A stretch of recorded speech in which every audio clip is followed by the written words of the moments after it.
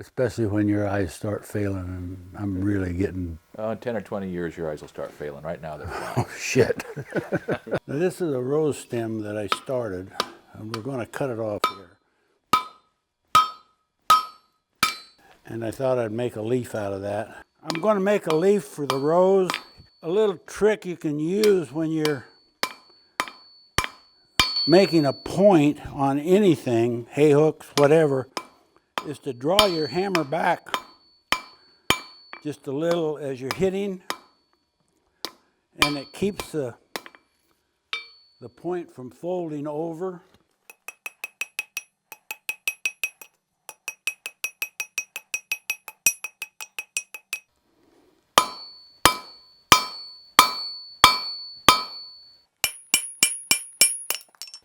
I'm necking this leaf down to create the stem. Now, it doesn't really matter that the leaf isn't in the middle.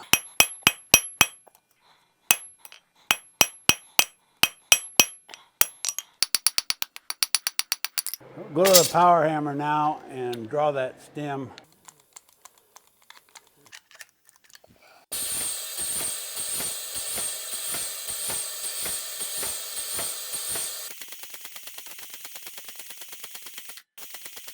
I shouldn't say this, but I don't break many of them anymore. But there was a lot of pieces around here years ago.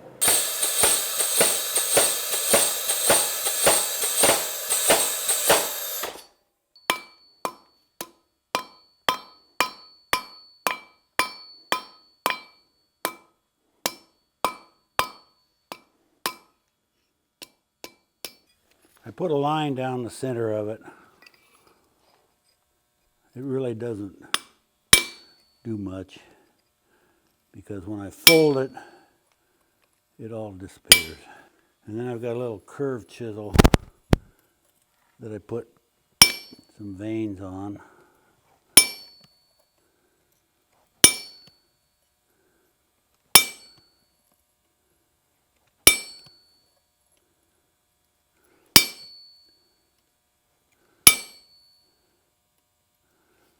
And it's kind of important that they don't get out clear to the very edge, because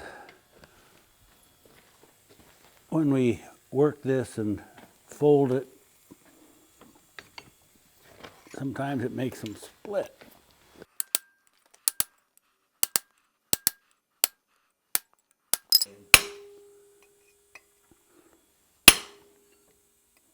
I've got one there that's almost finished.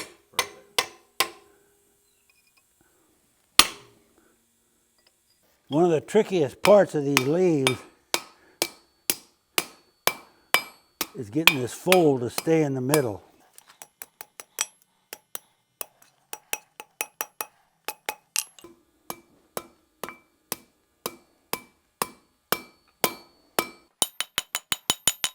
Now, to preserve that spine on it, there's a little trick we can use in the slack tub. We'll chill this spine.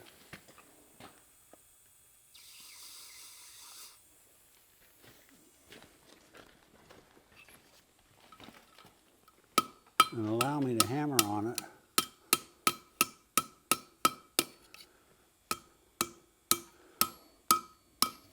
Wow.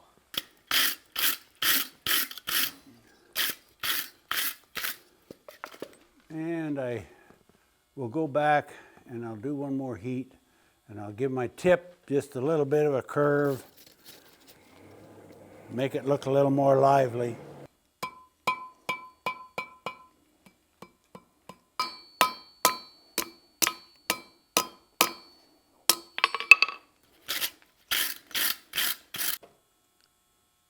Nice one, Si. Nice one.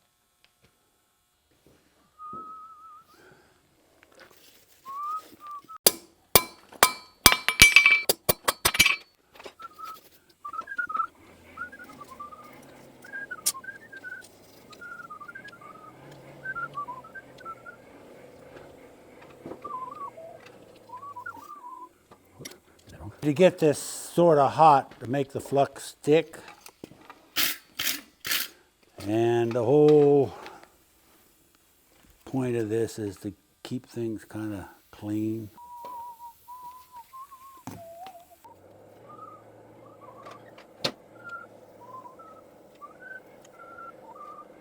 Steel's starting to get a little sticky.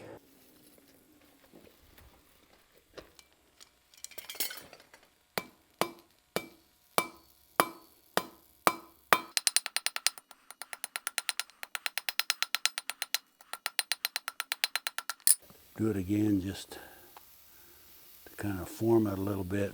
If you do this just right, you can make that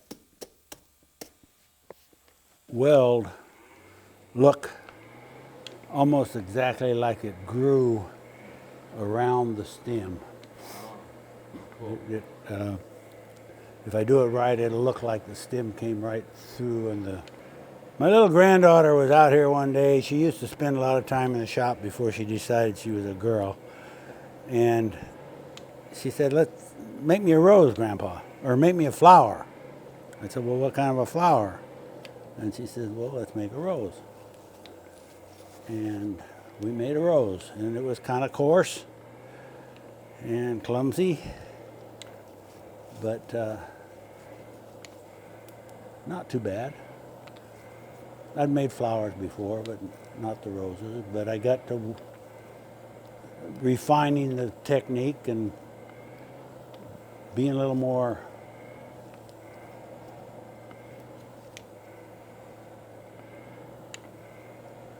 just careful what I was doing.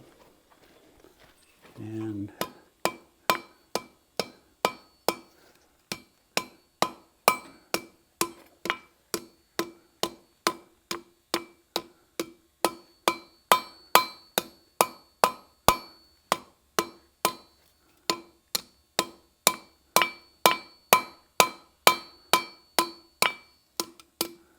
I'd like to get that very, very edge down.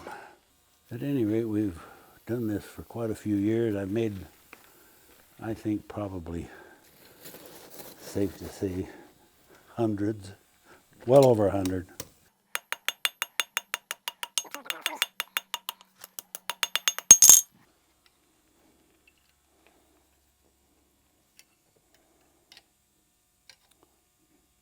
You kind of fix it so it presents itself.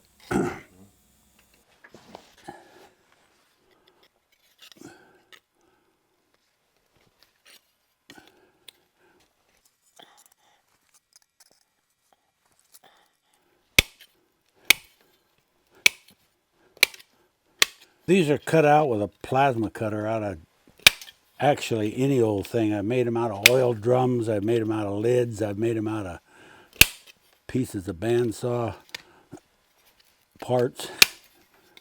I like a not real super thin because I like to get a little bit of hammer texture in them.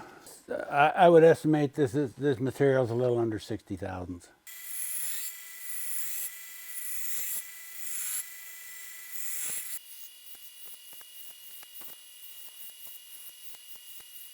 No, punch it, Scott.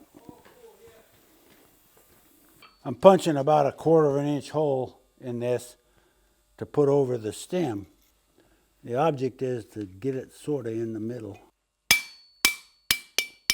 And I've got a little pair of nippers over here that takes the little plug off. And I like this because it overlaps the petals.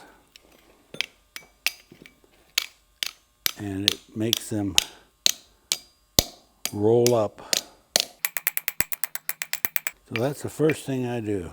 Then I just beat the heck out of the edges and get some hammer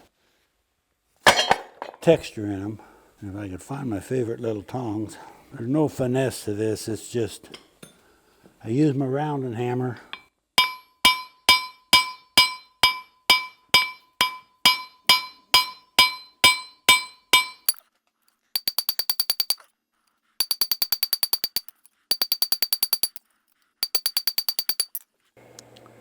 I don't try to get them real hot. A lot of what I'm doing is burning the rust off them. Everything you leave out here for very long gets very rusty.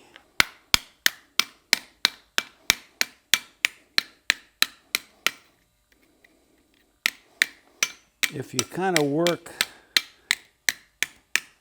into the petals, it rounds them.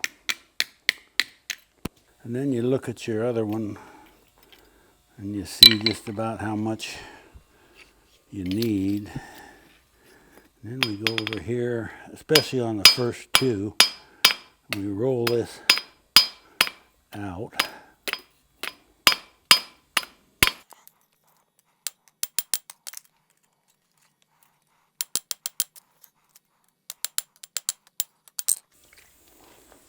Because I can't get at this once I put it on there, I go over here and I polish the edges. Okay, this needs to be cupped just a little more. Yeah, the cup's kind of off center a little bit. Did you make that hammer just for this, or kind of No, came across it? came across it.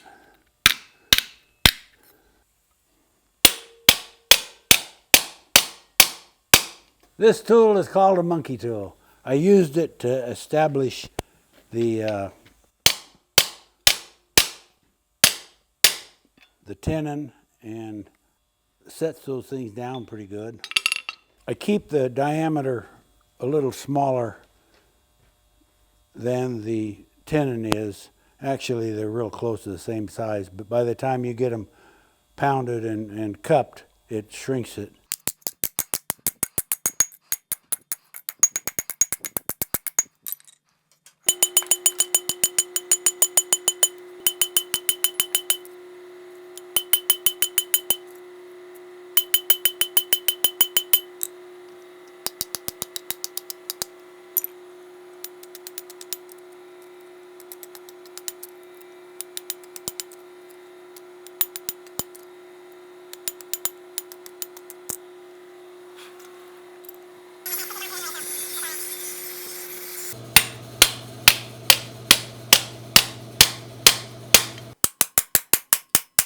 We have a lead hammer too for somewhat the same purpose,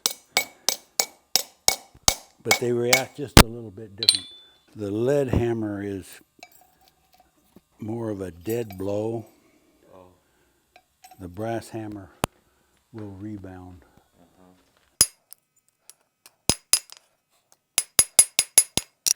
My wife and I are playing catch now. Oh, really?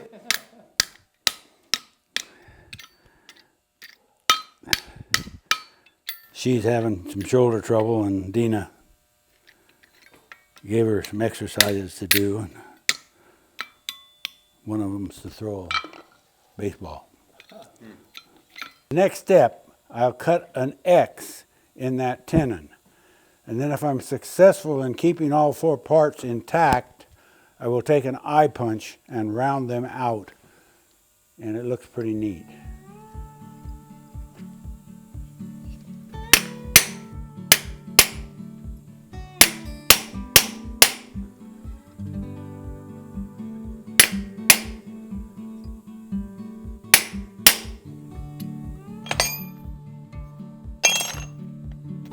This is an eye punch. Unfortunately, it's a very small one.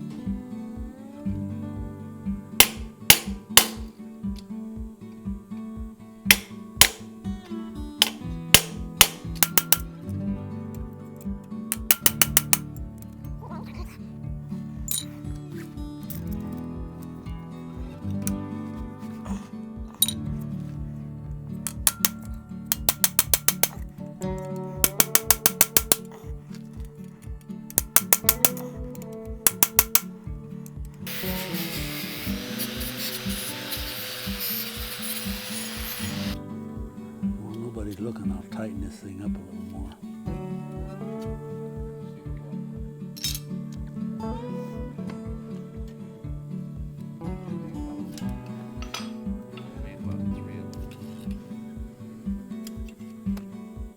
Yeah, at least.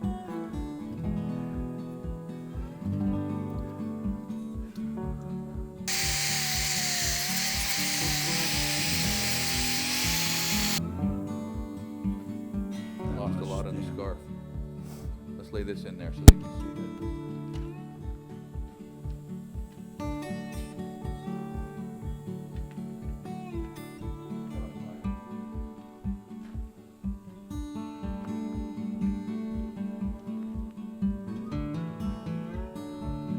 You know, I don't know what any of that means. Does yours run after you turn it? You hear it running after you turn it off? Yeah, it whines. And mine keeps whistling all the time. There's a in there all the time.